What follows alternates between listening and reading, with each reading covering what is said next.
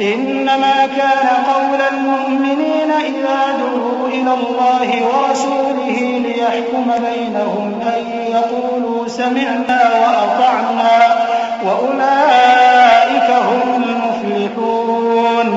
ومن يطع الله ورسوله ويخشى الله ويتقه فأولئك هم الفائزون وأقسموا بالله جهد أيمانهم لئن أمرتهم ليخرجن قل لا تقسموا طاعة معروفة إن الله خبير بما تعملون قل أطيعوا الله وأطيعوا الرسول فإن تولوا فإنما عليه ما حمل وعليكم ما حملتم وإن تطيعوه تهتدوا وما على الرسول إلا البلاغ المبين۔ مومنوں کی تو یہ بات ہے کہ جب اللہ اور اس کے رسول کی طرف بلائے جائیں تاکہ وہ ان میں فیصلہ کریں تو کہیں کہ ہم نے حکم سن لیا اور مان لیا، اور یہی لوگ فلاح پانے والے ہیں۔ اور جو شخص اللہ اور اس کے رسول کی فرما برداری کرے گا اور اس سے ڈرے گا اور اس کا تقوی اختیار کرے گا تو ایسے ہی لوگ مراد کو پہنچنے والے ہیں۔ اور یہ اللہ کی سخت سخت قسمیں کھاتے ہیں کہ اگر تم ان کو حکم دو تو سب گھروں سے نکل کھڑے ہوں۔ کہہ دو کہ قسمیں مت کھاؤ، پسندیدہ فرما برداری درکار ہے، بے شک اللہ تمہارے سب اعمال سے خبردار ہے۔ کہہ دو کہ اللہ کی فرما برداری کرو اور رسول کے حکم پر چلو۔ اگر منہ موڑو گے تو رسول پر اس چیز کا ادا کرنا ہے جو ان کے ذمے ہے اور تم پر اس چیز کا ادا کرنا ہے جو تمہارے ذمے ہے، اور اگر تم ان کے فرمان پر چلو گے تو سیدھا رستہ پالو گے، اور رسول کے ذمے تو صاف صاف پہنچا دینا ہے۔ وعد الله الذين آمنوا منكم وعملوا الصالحات ليستخلفنهم في الأرض كما استخلف الذين من قبلهم وليمكنن لهم دينهم الذي ارتضى لهم وليبدلنهم من بعد خوفهم أمنا يعبدونني لا يشركون بي شيئا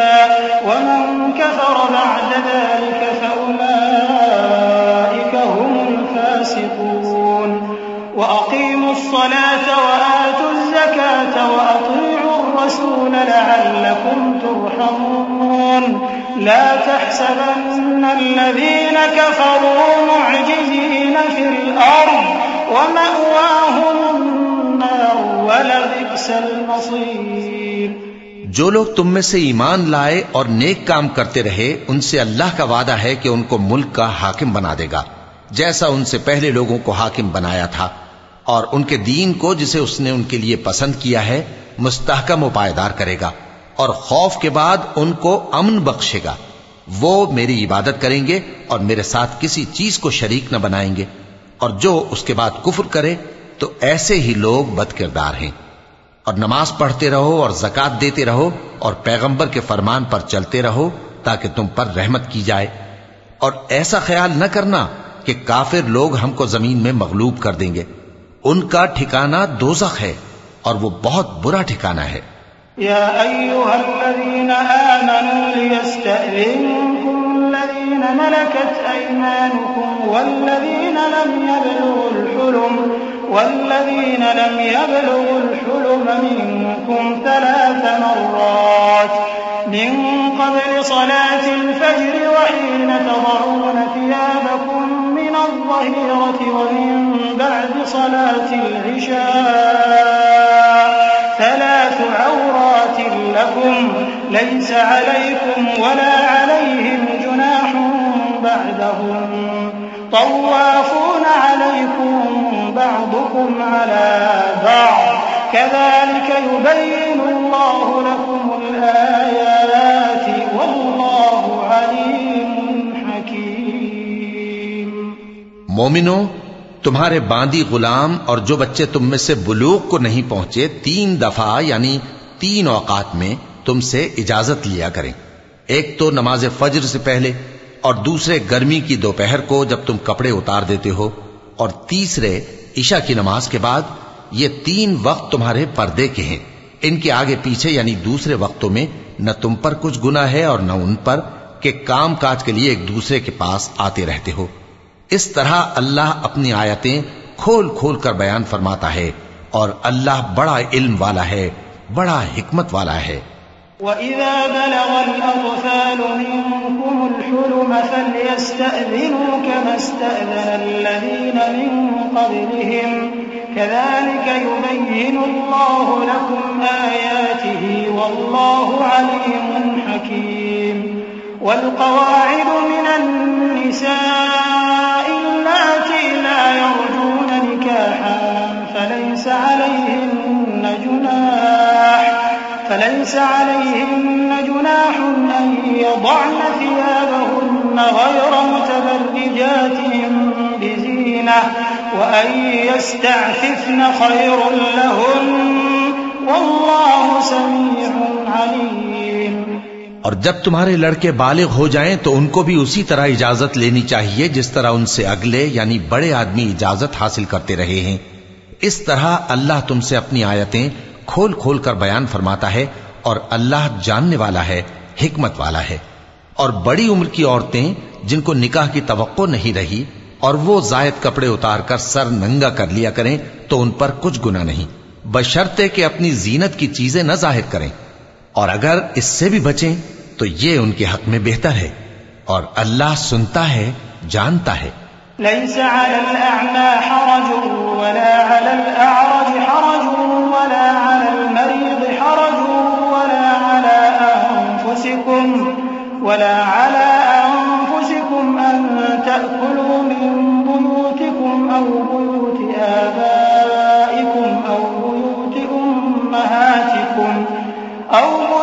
أمهاتكم أو بيوت إخوانكم أو بيوت أخواتكم أو بيوت أعمامكم أو بيوت عماتكم أو بيوت أخوالكم أو بيوت خالاتكم أو ما ملكتم مفاتحه أو صديقكم ليس عليكم جناح أن تأكلوا جميعا أو أشتاتا فإذا دخلتم بيوتا فسلموا على أنفسكم تحية من عند الله مباركة طيبة كذلك يبين الله لكم الآيات لعلكم تعقلون۔ نہ تو اندھے پر کچھ گناہ ہے اور نہ لنگڑے پر اور نہ بیمار پر اور نہ خود تم پر کہ اپنے گھروں سے کھانا کھاؤ، یا اپنے باپ دادا کے گھروں سے، یا اپنی ماؤں کے گھروں سے، یا بھائیوں کے گھروں سے،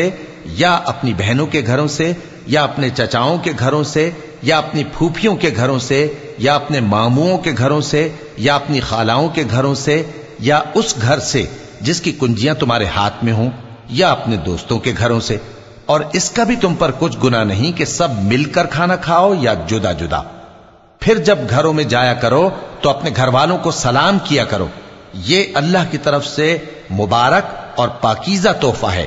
اس طرح اللہ اپنی آیتیں کھول کھول کر بیان فرماتا ہے تاکہ تم سمجھو۔ إنما المؤمنون الذين آمنوا بالله ورسوله وإذا كانوا معه على أمر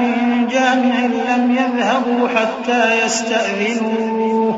إن الذين يستأذنونك أولئك الذين يؤمنون بالله ورسوله فإذا استأذنوك لبعض شأنهم فأذن لمن شئت منهم واستغفر لهم الله إن الله غفور رحيم۔ مومن تو وہ ہیں جو اللہ پر اور اس کے رسول پر ایمان لائے، اور جب کبھی ایسے کام کے لیے جو جمع ہو کر کرنے کا ہو پیغمبر کے پاس جمع ہوں تو ان سے اجازت لیے بغیر چلے نہیں جاتے۔ اے پیغمبر، جو لوگ تم سے اجازت حاصل کرتے ہیں وہی اللہ پر اور اس کے رسول پر ایمان رکھتے ہیں، سو جب یہ لوگ تم سے کسی کام کے لیے اجازت مانگا کریں تو ان میں سے جسے چاہا کرو اجازت دے دیا کرو، اور ان کے لیے اللہ سے بخشش مانگا کرو، کچھ شک نہیں کہ اللہ بخشنے والا ہے، مہربان ہے۔